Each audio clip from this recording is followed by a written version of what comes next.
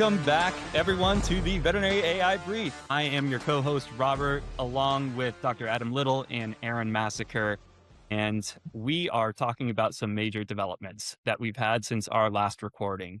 So the big news last week was that ChatGPT 5.5 dropped, and what we saw was a new frontier for the models. 5.5 is smarter than anything that has come out before. It is, a more capable software engineer. I have personally switched everything from Claude Code over to Codex, which is honestly crazy. I even have a Claude Code, barely see it, Claude Code sticker on my Hydro Flask. I've never put a sticker on anything before. Took a lot. And more interestingly, we're seeing this race now as everything is becoming very clear that we're going to shed all these different tools that people have, going to say Salesforce or going to our email client or whatever it is, and we just want one universal surface that has all of our context to be able to work in. And so Anthropic has CoWork, which I've personally recommended to quite a few people just over the last couple of weeks who are veterinary practice owners or otherwise practitioners. And then OpenAI is very clearly racing towards their own answer to that, which is the Codex desktop app. And it's going from just an engineering focused application to a knowledge work application. And that's got pretty damn interesting repercussions for practitioners, for enterprise, for everyone in our industry. But there is a lot to unpack in this episode. Adam, really curious to hear what you think the big developments are. I think the last couple of months we've really started to see a inflection point in the speed of releases from these companies. And so Claude was sort of dominating, Anthropic was really dominating this sort of news cycle for the first bit of 2026. Some big releases on CoWork and Claude Code. And I think really starting to shift asking from allowing users to like ask AI questions to more creating the ability for their models to do meaningful work by creating these, you call them surface areas, these sort of platforms that can more easily connect to all your tools, Gmail, Google Cal, Linear, Airtable, whatever it might be, pairing that with really powerful kind of browsing capabilities and then allowing users to kind of mold these models to these platforms to their own individual needs, whether that's setting up like routines and automations all the way to like uploading more context on yourself. And what we're seeing is now, over the past year, we've heard a lot about how coding has changed, and how AI is writing much more code, how the role of an engineer is changing to more orchestrating agents. But I think that we really hadn't seen that from like a knowledge work perspective, and now we sort of are. And so personally, for me, um, I use Obsidian for like my note taking, but the ability for these systems, both Codex through OpenAI as well as Claude Code, to access that knowledge base, to be able to understand my needs, to understand the work that's going on, to understand who I'm speaking to in upcoming projects, you start to really move beyond like how well can I structure a prompt in order to like extract the right answer to the AI sort of just probing you and say, "Hey, this is what's important. Do you need me to take on this role? Do you need me to do this deep research, etc." And it's becoming far more accessible to non-technical people. And we can go through some more examples, but I think that really unlocks a major opportunity for veterinary practices to do real work and get things done in a way with AI that they haven't before. And what you're starting to see as a result of this is this interest in how can I connect more of these tools? How can I give the AI more context? How can I start to maybe ratchet up the trust ladder so I can give it more autonomy or more agency, whether that's on a specific project or in some cases like over your file systems and computers, able to control things that previously like I couldn't. And I can tell you for myself, like I don't go back to ChatGPT anymore. Like, I don't go back to the regular Claude to ask questions because it turns out these assistants are now so good at understanding my needs and where we're going that it's just in such a better position to actually help me get things done as opposed to just kind of give me an answer. And I think we're at the really early stages of this being a pretty rapid shift over the next 3, 6 months. And you're hearing and seeing that being reinforced in some of the comments of these of the leaders of these companies. So yeah, I think 5.5 was a response from OpenAI. There's going to be a lot of improvements to Codex and their underlying models over the next little bit. You're starting to see that release cadence really pick up. And so I think it's kind of like buckle in and learn how to drive on the Autobahn because we're kind of in this takeoff moment. I really do believe it. You were telling me that Um, you've gone back strictly to paper, I believe you were but saying? and I was actually really working on my chiseling skills, and so I've got some good stone here in Colorado. Yeah. No, it's been super interesting. Like, since probably about the timeline that you were talking about, 3 to 6 months, I'm starting to be able to use these tools and seeing how specifically I've gone from, like, "Give me some feedback on this particular thing," to then comparisons, right? Like, I've got this thing and I've got that thing, like, can you compare the 2? And now it's being able to connect it with everything, and so Claude now is connected to Slack, Gmail, the entire Google Suite, HubSpot, all of these things, and so this context layer that now is being put into Claude and then giving me the practical insights that I need in order to be able to say something like, here's the current status, here's where we're blocked, here's where we need to move forward. Like all of that, because it's pulling from all of these different areas simultaneously, has been really amazing. And so I just have these routines that are set up. So Monday, Wednesday, Friday, Claude takes a look at all of the major partnerships that we have underway and pulls all of those together, says, here's where you're blocked. Here are the next things that you need to do. Here's something that you might not be aware of because it was this like remote conversation that happened in Slack, and all of that pulls all that together. And then tells me things like, oh, by the way, there was a message from your CEO in January that you never responded to. You should probably get on top of that, right? So it's like that kind of stuff too, where like it's just the right level of shaming that like brings about action. So that's been super helpful because there's just more and more moving pieces all over the place. And so the more that it can consolidate all of that information into one streamlined surface that then can be shared with the team. So I have a canvas that's set up in Slack. So anyone who wants to know about anything that we're doing on the partnerships team can just pop open that canvas and see exactly the status of everything that's happening. And so this acceleration of information flow has been crazy to watch, and it's kind of crazy to think, "Wait, how did I ever function without this?" Right? Like, it was just drop balls all over the place, and now it's consolidated information, next steps, move forward. So it's been really awesome.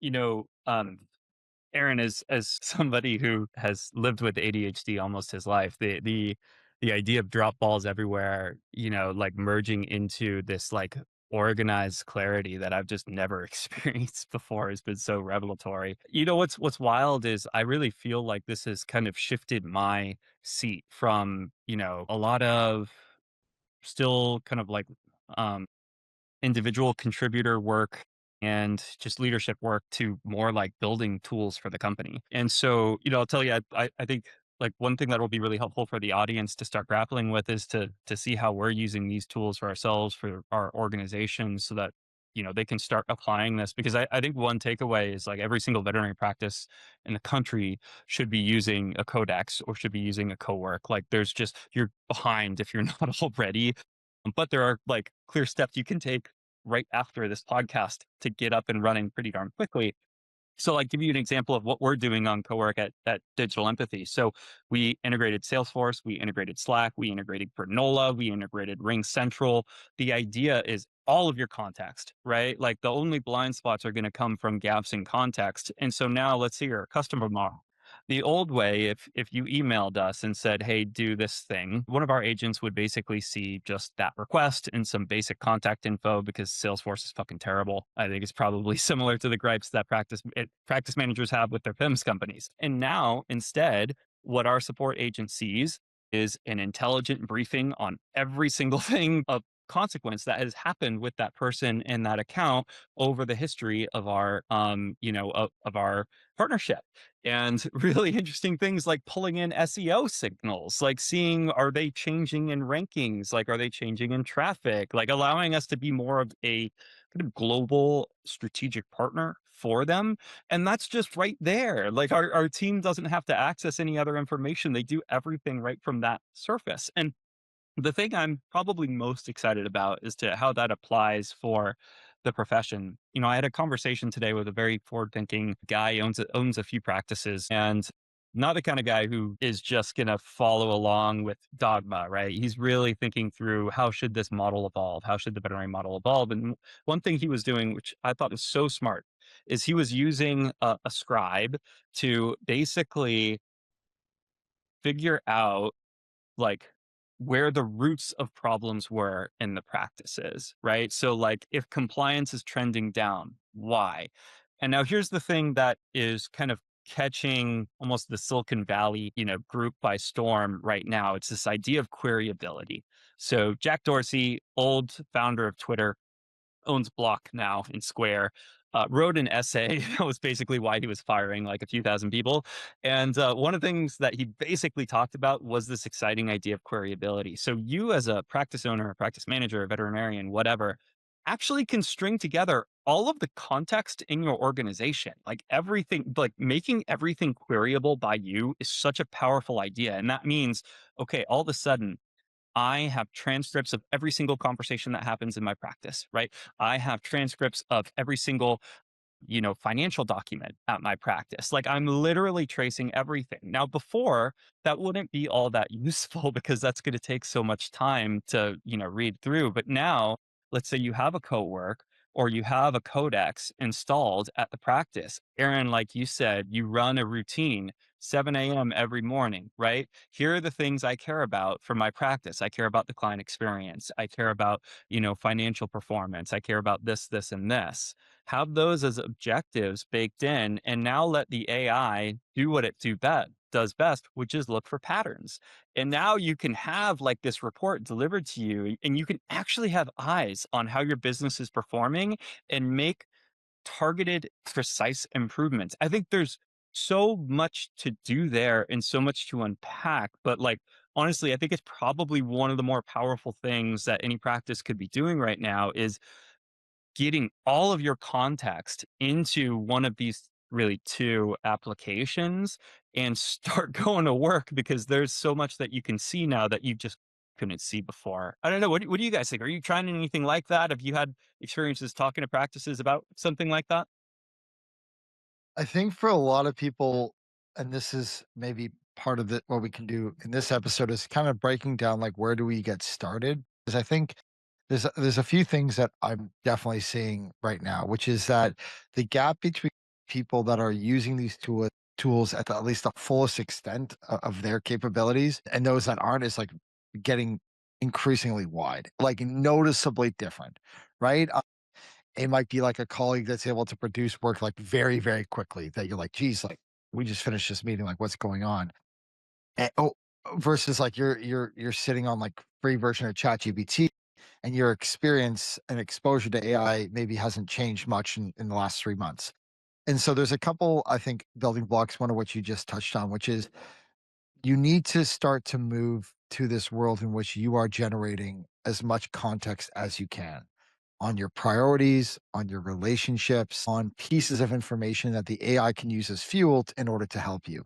And practically speaking, there's a bunch of different ways to do that. So you mentioned like, yeah, like recording calls. And I think one of the things that's a little bit counterintuitive is that historically, when people thought about like call recordings, it used to be like, hey, this is a really important meeting. I'm going to like make sure to record this specific call. But it was like this cognitive effort that would go into like, okay, is this the right conversation at the right time? Is it important? Like, I'm not going to have the ability to read the transcript. I don't know if it's valuable to anybody else. So why would we bother recording it? But it's completely different now because, Aaron, as you were sort of sharing, the AI is able to kind of digest those transcripts, digest that information, and find patterns in your work over time. And so it's no longer this like scarcity mentality, but rather like the thing that used to hurt humans, which is like too much information overload. Like I couldn't possibly review all these transcripts and no one else is going to have time to do it. It turns out you're kind of building this context not for humans, you're building it for your AI teams. So that's really important. Another kind of so there's a bunch of tools that do that, right? All these meeting recording software now does this. There's dedicated apps like Granola, co-pilots, etc. So that's kind of one piece.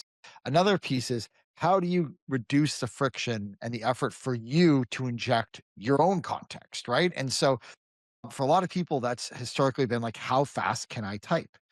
But it turns out you don't need to do that either anymore, because tools like Whisperflow or Super Whisper or Willow allow you now to go from like voice to text really quickly. And it turns out people are a lot quicker at and say a lot more when they talk than when they type. And we know this because, like, look at scribes in the veterinary space, right? And so you sort of look and you say, well, for the first time ever, we have a much, much broader out of this context. Now we have, how do we link it together so that the AI can properly use that? And for me, the way that I kind of link that together now is I've been really using like Obsidian, which is traditionally like a note taking tool, but now the AI is taking notes and the AI is reading those notes, and the AI is being able to kind of look at for relationships between that. And the AI paired with Obsidian now has access almost to its own like wiki of my priorities and my life and my relationships that I can fall back on. And that really meaningfully changes your relationship with these tools. And from my perspective, creates this kind of positive feedback loop where if you're not having to like reset the agenda every single thread, and instead it just understands you almost as like a warm start to a task, you're in a much better position to actually engage with it, because you're not spending 90% of the time giving, a chat GPT thread all this context on your project. It can now sort of run and meet you where you are. And so you get a lot further, a lot faster, and it's a much more pleasant experience, to the point that if you go back to an assistant and you say, well, what about, you know, Stan? And they're like, well, who's Stan? And you're like, oh, wait, yeah, I forgot. You're not hooked up to these stuff. You're useless to me.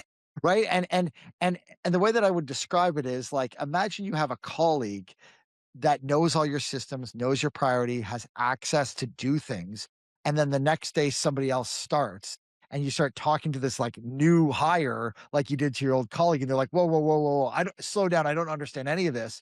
You have to really build back up that trust, build back up that context. And it's a completely different experience. So it's literally the difference between working with this like omnipresent, hyper experienced, hyper aligned coworker versus like an intern you got off the street and knows nothing about your life and your business. And that gap is massive.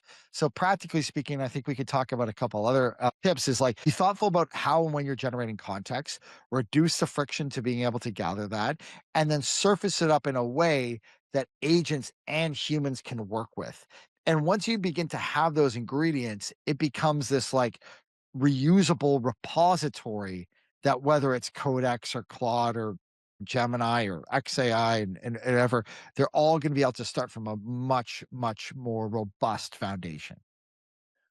Would it be helpful just to like introduce a couple of terms that people have been talking about that we're kind of in a roundabout way of talking? Like, for example, competency overhang, like is something that you keep hearing about a lot, where it's the difference between what the AI models are capable of doing and what people are actually doing with them. And there's just like that gap is enormous. Also, whether you call it like an AI harness or agent harness or something, like people are using this term in order to describe, Adam, what you just went through, right? It's how do all of these different pieces connect together? Because the large language model in and of itself is just a great brain. It's a processing brain, but the memory sucks. Like there's very little memory that's available there. And so you have to hook it up to a source of memory. But then once you start doing that and give it perpetual access to that, then it drives a lot of the other intelligence that's required. And so the more that you connect it with these different pieces and create the harness, the infrastructure that allows that brain to then engage with all these different sources of memory and these different tools and these different skills, then you have a much more robust AI assistant than just having something like these transactional one-off engagements that you would normally have with ChatGPT or some other tool like that, right? So these are just terms that I'm saying like thrown around a lot. It's helpful for me to like sit back and say, okay, what does this actually mean? And then see how all of this stuff is coming together. I Great, think Rob. Well, I know we probably have the most intelligent audience of any podcast audience. I don't want to just say in, veterinary medicine, probably shooting bigger now. You want to impress your friends, you throw around a term like harness engineering. That is very much what is in vogue right Or now. isolate your friends depending on who. But like I mean, I think this is something we can kind of get into it, but especially for I think our audience, like finding on ramps so that this world is exciting and approachable and positive and optimistic as opposed to like daunting and zero sum, I think is going to be really, really important. And we could talk a little bit about some examples of what we're seeing, but this is a space right now where I kind of feel like you have a lot of really extreme positions where you have like folks who are like full on like AI psychosis almost, right? Where it's like they've been talking to a digital god. And then on the other eye, and people who are like, blocking data centers and clearly like get me off this grid, get me off this planet. And then a lot of people that I think are quite fearful about, hey, this is somehow both useless to me right now. I don't get any of these benefits that you guys are talking about, but also like I'm very fearful of my job. Right. Like it's kind of this weird dynamic where you personally might not get a lot of value out of these tools if you're not kind of plugged in and using them correctly, yet they could represent a perceived existential threat to your like employment or your livelihood. And I think while we can't control the narrative more broadly across the entire world, I do think one of the goals that we have in this podcast is to try to surface up, you know, practical ways that people can get benefit from this, but also begin to help them understand how this isn't zero sum, how it expands, how it could actually. I was talking to a vet this week. His exact words were, "We were promote AI promotes our people because the tasks that now our AI receptionist is doing that we've set up prescription refill handling, incoming and outbound appointment calls. It's now freed up our CSR to become a technician's assistant, which is what they always wanted to do." And so I do think one of the things that's going to be really important for organizational leaders is how do you create this narrative and these ramps for people so that as AI becomes a bigger part of their day-to-day job, they are upskilling, they are up leveling, they're moving into higher value tasks. And the problem is if you do not create those pathways, it is seen as zero sum. It is seen as combative. It is very confusing and threatening and overwhelming. And at best, you have people that are, maybe chugging along a little bit, but at worst, you have people that will actively like sabotage implementation or not look for the reasons that it's going to be successful. So I just think that that's something that as we kind of go through these examples, it's really important to think more deeply about that, like psychological safety is probably the wrong word, but that sense of purpose as we move into AI handling things that have been very tightly defined to our sense of purpose, to our sense of self in a professional capacity, if that makes sense. Well, Adam, I think it's a really important point, and it's very easy, to kind of be in our digital god bubble and to lose sight of the fact that we are not where most Americans are.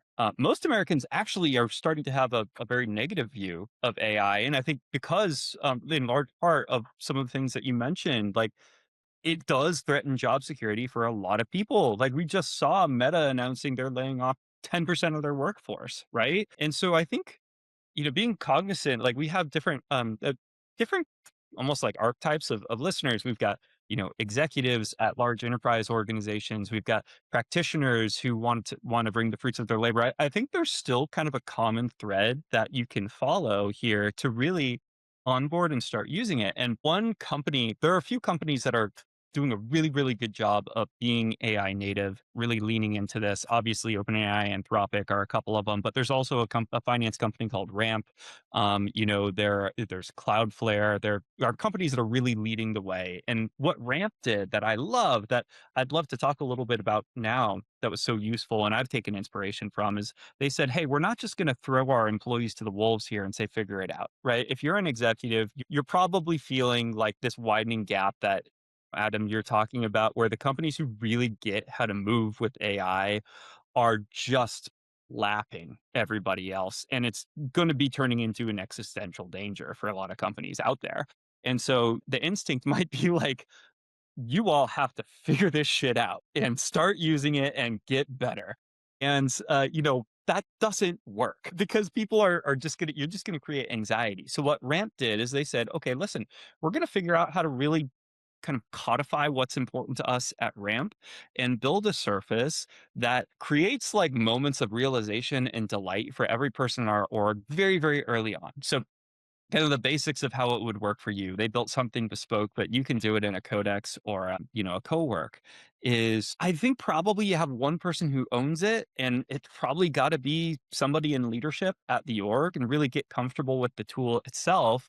But the first thing to do is figure out what's all the context that I need to pull into this tool, right? Like we were talking about. I mean, your PIMS data has got to be there. So like I hope you're with a PIMS company that lets you do that. Your scribing data has to be there, right? So whether it's COVID or anybody else, got to be able to pull that in. It probably your accounting, like any other essential information.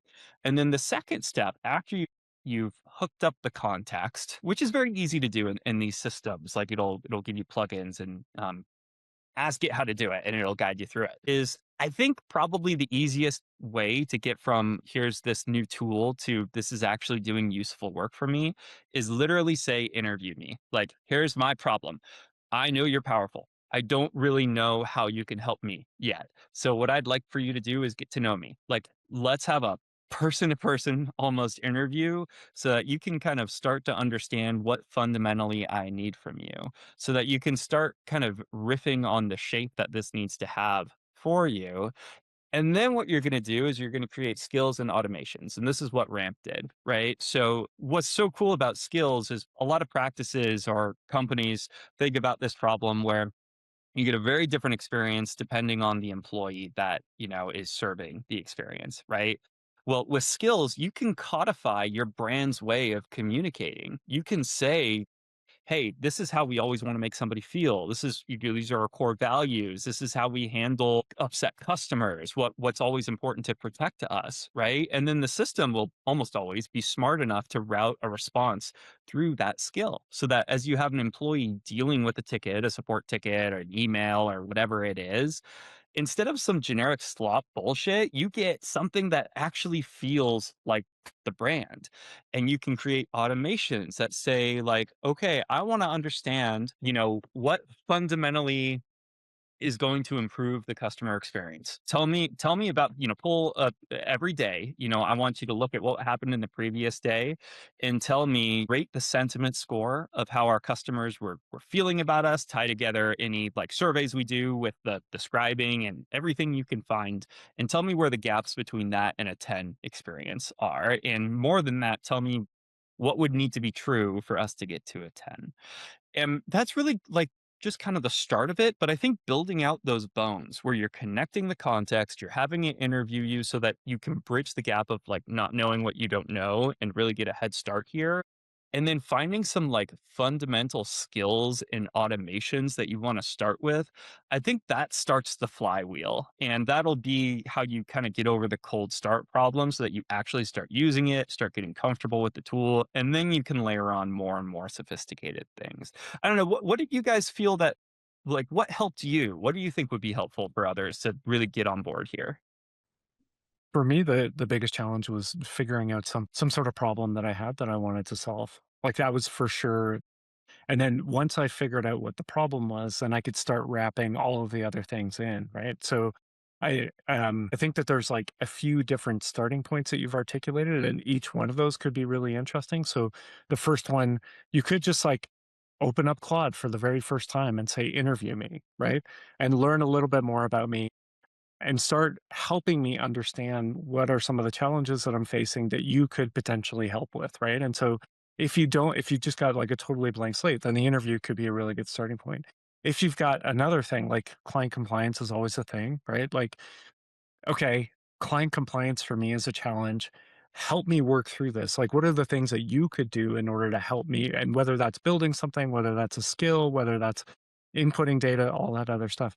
So then the connections that you start developing and the harness that you build is really dependent upon the problem that you're trying to solve rather than like starting with the connections and then working backwards from the connections into the problem, right? So like I think that is one of the most underrated skills of these tools is the ability to help you refine this nebulous problem set into something that can be parsed and can be actionable.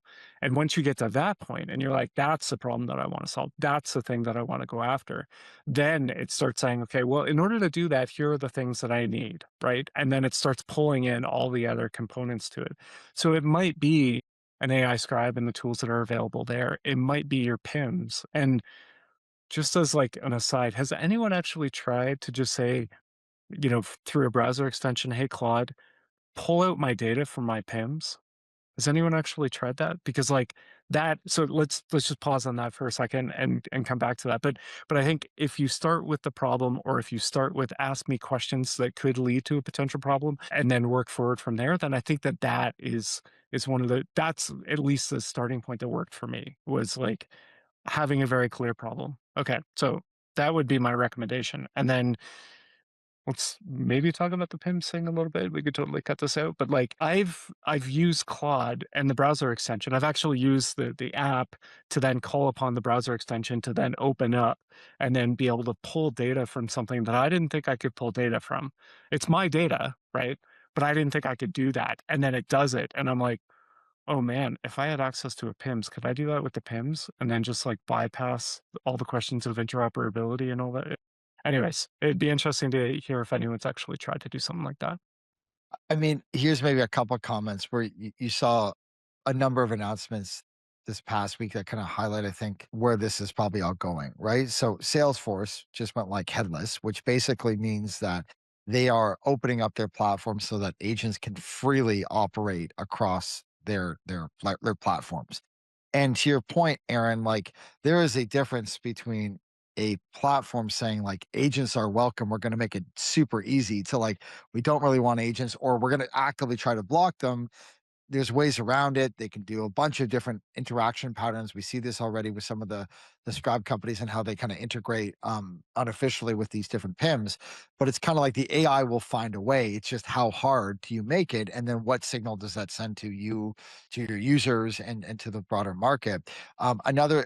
So what people are realizing is that these AIs need infrastructure. These agents need infrastructure to be able to take on more complex tasks. Stripe this week had Stripe sessions where they introduced a number of different capabilities to allow agents to like go to businesses, make payments, like take payments, transact in the same way that Stripe enabled anybody to start a business and start getting real money for their services and products. They're bringing that same approach to agents.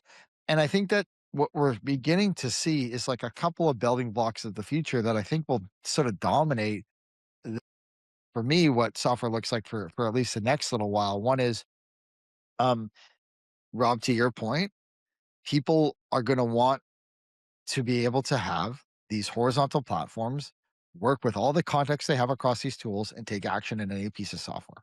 They're probably not going to go back to the UIs of some of these things. And the reason I feel that way is because, like for myself, I'm not a coder. I've never worked in the terminal before. I work in a terminal interface almost every day now. For emails, for calendar, for a whole bunch of different things.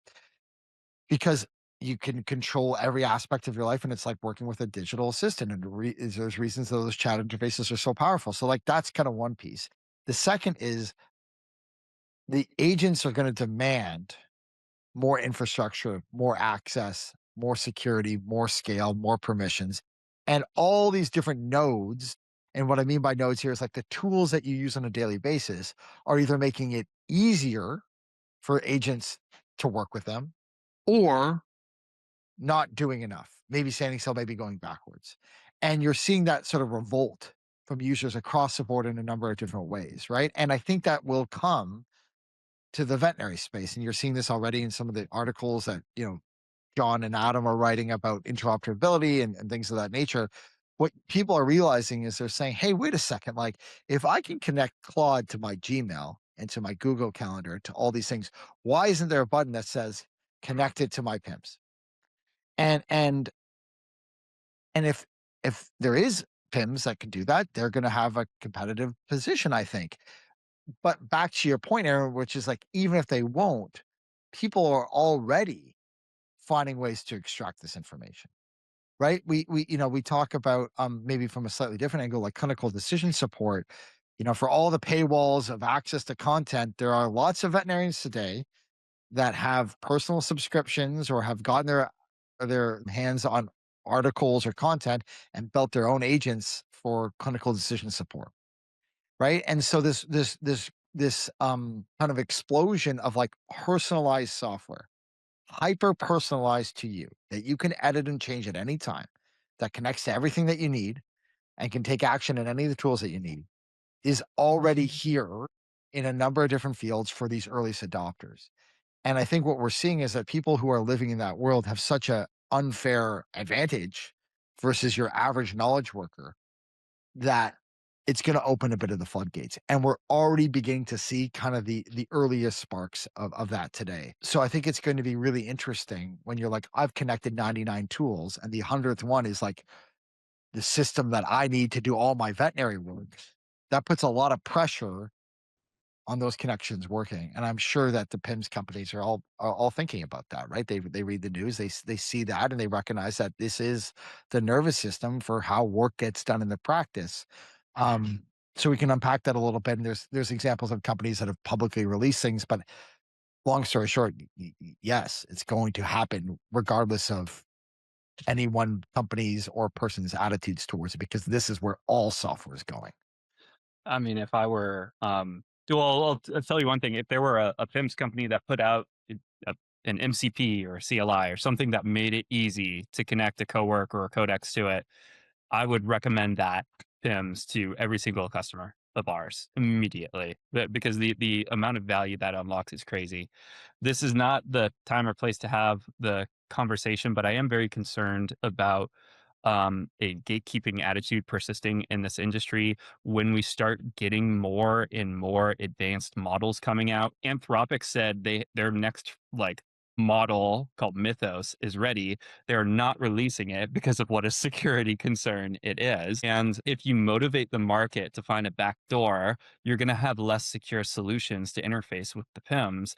And that worries me when we're going to have this kind of perfect storm of, incredibly sophisticated models that are good at cyber attacks alongside non-hardened systems that now can work. Like we're just setting up all of the incentives to do the worst possible things. And so it's a bit worrisome for me, but we'll file that away for a later date. And then one last thing is I'd say, Aaron, you kind of cheekily brought this up, but yeah, 100%. This is what OpenAI actually bought a company so that they could do the like computer usage, and I actually think they're aiming to be able to do it in a completely headless way, so you wouldn't even see the browser being moved. It would all happen behind the scenes, which is incredible.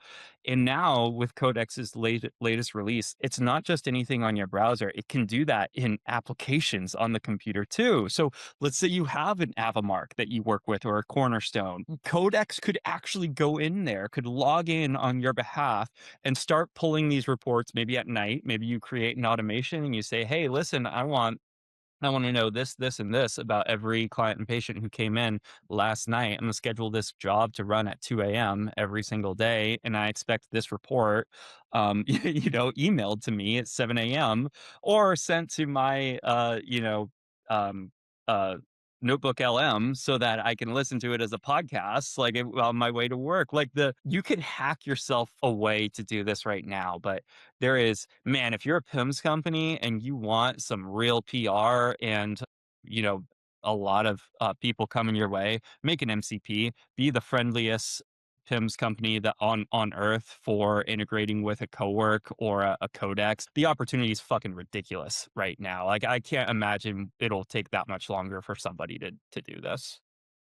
The other thing though to highlight, and this is where I think that why I'm so bullish on the opportunities, you look at like the capacity of the market to absorb like more veterinary care, right? And so what I mean by that is as an analog to coding, people are like, well, our engineers are going to go away. And it's like, actually, no, we're just going to create like orders of magnitude more software that's going to be hyper personalized, et cetera. Now you start to think like how much of this has been artificially constrained because that technical expertise was scarce, right?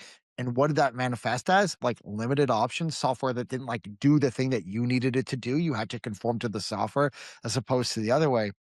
And so you sort of take that perspective to veterinary medicine and you realize that, wow, like the ability for clinics to practice at their highest level, right? They're most fulfilled, the best patient outcomes, the highest level of client satisfaction has been woefully limited by the quality of the tools that they have in front of them, right? It's everything from the time it takes to bring a new hire who's never used your PIMS comfortable with your workflows, the context switching and the head turning between 10 different platforms, codes that are set up incorrectly in the PIMS that lead to billing issues or inventory issues because people don't know how to maybe manage that flow. And you sort of stack those up in aggregate. And it's like, I think when we look back at this period, we will look back at holistically a very dysfunctional period of software enablement of clinics, right? It will look like a very antiquated approach that it's kind of like we stumbled into these technologies and then we glued a bunch of professionals who love being in front of animals with hands-on experience to 14-inch screens in the back of the room clicking pieces of software that they hated to use. And it's like, that's gonna look insane. And it turns out the future, and we're beginning to see it with, I do think elements of like these scribes where it's like, well, wait a second. Technology doesn't have to be this impediment between me and the client relationship. And it doesn't have to be something that I have to spend all these cycles to like learn to use and physically removes me from the room. I can just do the thing and it can do the work downstream or around or before that I don't have the capacity, the interest, or the expertise to do. And you're gonna start to realize, like, Aaron, I love this. I get why you're doing this. Like, what do I automate? And I look at this from the other perspective, which is like everything that you're doing is gonna look different. I'll give you an example. If you're a veterinarian today, think practically how much time you actually have to review patient information ahead of that visit, right? So let's say you have a new client that comes in, you get records from another practice, or somebody gets transferred from another practice. The answer is like 0 minutes, right? Like maybe five. And so we've existed in this world where veterinarians were expected to be like reading 50 pages of medical information or 13 pages or five emails or a request from this prescription at the expense of the person in front of them. And I think that when we look back now, we're going to be like, oh, that was an impossible job. And it led to some really frustrating outcomes for everybody at a time when the amount of information we have on these patients is ramping up. Like now you have maybe their embark profile or wearable data or what have you. So we've already we're so fast past the breaking point. And I think that this is where, from my perspective, it's not like what will AI do. It's like the entire journey is going to be reinvented in the same way that like electricity changed what you could do in vet clinics. And I think when we look back at these processes, we're going to be shaking our heads as like, can you believe that we tolerated that or that we were limited by that? So I think one of the big things for me is like, how much more quality veterinary care can the market absorb? And I think it's a tremendous amount, both for the people that are currently in and going into those exam rooms, but the 30, 40% of people who have no veterinary relationship whatsoever. And I think that's where we need to create the linkages between the tools of today and that future. And I think that we're beginning to see it with these personalized scribes that are now beginning to meaningfully take on the next set of tasks. But like we need to turn that till 11. And I think the profession that we leave behind and the workflows that we leave behind are not going to be ones where people are like clinging their pearls saying, do you remember that was so great when it was like that? We're like good riddance. Like good riddance, we're done with that, right? In the same way that I don't think any veterinarian's like longing for analog radiology. Oh, do you remember that special room where we all went and we had all this specialized expertise, and we dipped it once, and if it was wrong, the patient was gone, and then we mailed x-rays into a veterinarian across the country, and 2 weeks later we got an answer. Like, no one's clamoring for that path. And I think this is where we need to create that sort of lens on how much better the profession could be as a result of leaning into these advances. So what you said, just to recap, is that everyone should have an AI scribe. That's what you said.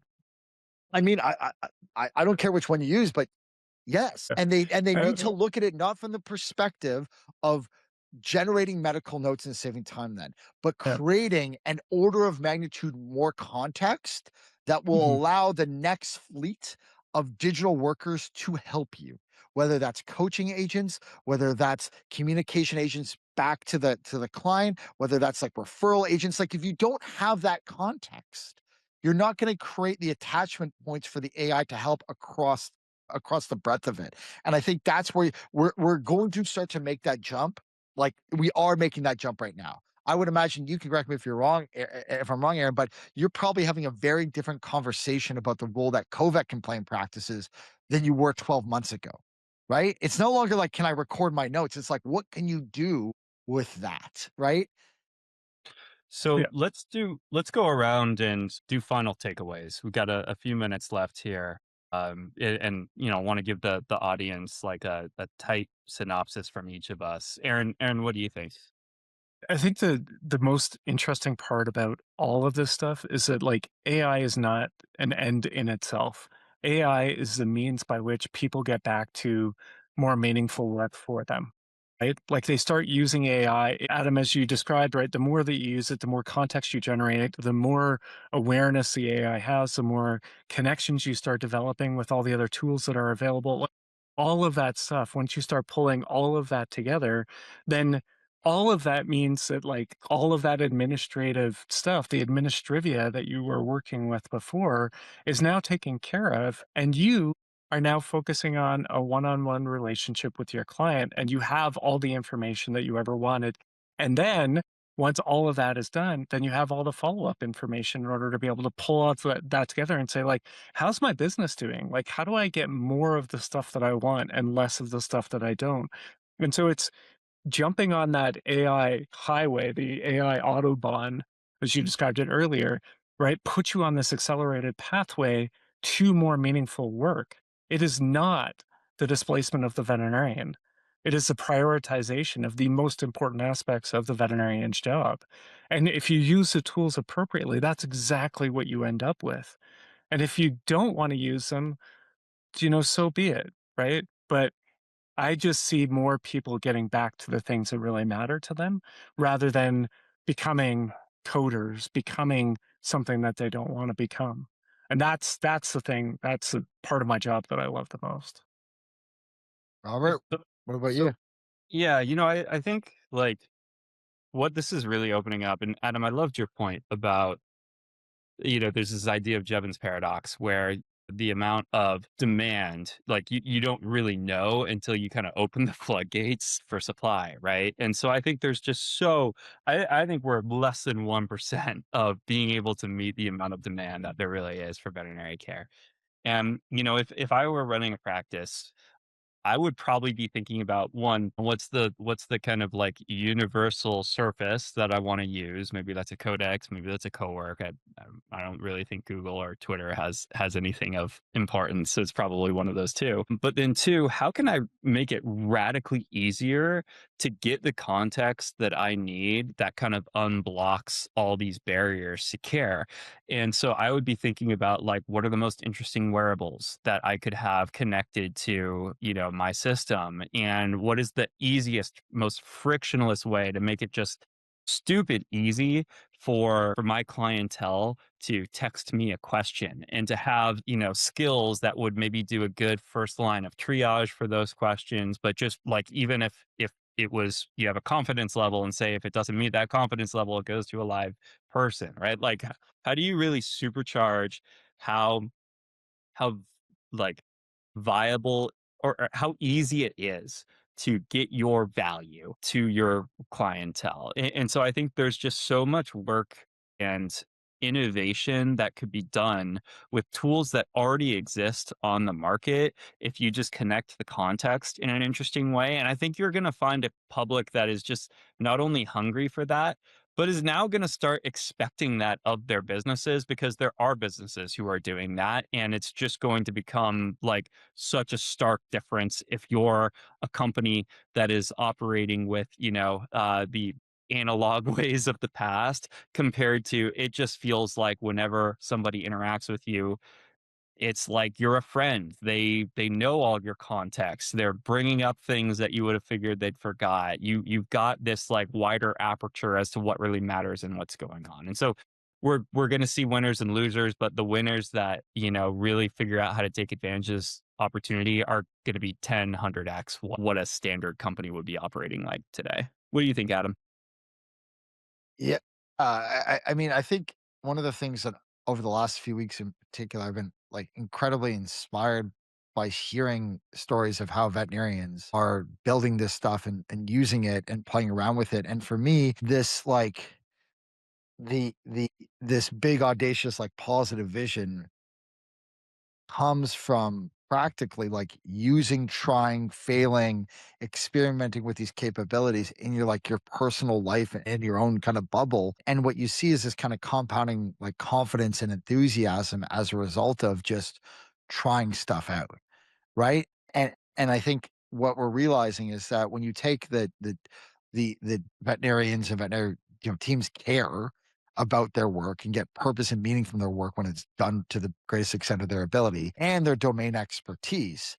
And now they have the capabilities to create. It's like a lethal combination because so much of their greatest ideas, potential of what this could look like or needs to look like was limited by like they couldn't build the technology to help themselves. I was speaking to a veterinary owner this past week who like they tried an off the shelf AI receptionist and it wasn't suiting their needs, and so he built their own. And he like went up the trust ladder, giving it more autonomy and access to systems as they move from like passive inbound prescription refills all the way to like handling more and more phone calls.